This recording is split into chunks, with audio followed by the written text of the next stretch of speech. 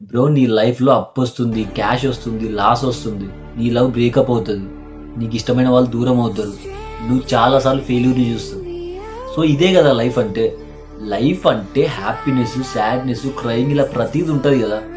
నీకు కూడా తెలుసు కదా, ఐడియా ఉంటుంది కదా.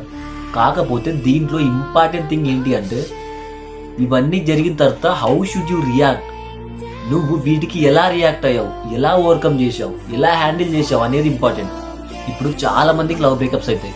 అందులో 90% బాయ్స్ ఏం చేస్తారు తెలుసా, 3 months, 4 months, 5 months, 1 year వాటి గురించి ఆలోచిస్తూనే టైం వేస్ట్ చేస్తారు. నైట్ టైం పడుకోరు, ఏడుస్తారు, ఓల్డ్ ఫొటోస్, ఓల్డ్ చాటింగ్స్ అన్నీ చూస్తారు. సో అలా చేయడం వల్ల నీ లైఫ్లో నీకు ఏదైనా యూజ్ ఉందా? లేదు కదా. సో నీకు జరిగిన ఇన్సిడెంట్స్కి నువ్వు ఎలా రియాక్ట్ అయ్యావు అనేది ఇంపార్టెంట్. నీకు అప్పు అయింది, ఓకే, దానికి ఎలా రియాక్ట్ అయ్యావు, ఆ అప్పుని ఎలా తీర్చుకోవాలి, మనీ ఎలా ఏం చేసుకోవాలి, ఇలా థింక్ చేయడం ఇంపార్టెంట్. నీకు బ్రేకప్ అయితే నువ్వు ఎంత తొందరగా కోలుకుంటే అంత మంచిది. మళ్ళీ చెప్తున్నాను, నువ్వనే కాదు, ఎంత రిచ్ పర్సన్ అయినా స్టార్టింగ్ నుంచి ఖచ్చితంగా sadness, happiness, good days, bad days అన్నీ చూసుంటాడు. కాకపోతే వాళ్ళు వాటిని ఫేస్ చేశారు, హ్యాండిల్ చేశారు కాబట్టి వాళ్ళ లైఫ్ ఇలా ఉంటుంది. సో ఇప్పుడు నీ ఫ్యూచర్ ఎలా ఉండాలో నీ చేతిలోనే ఉంది.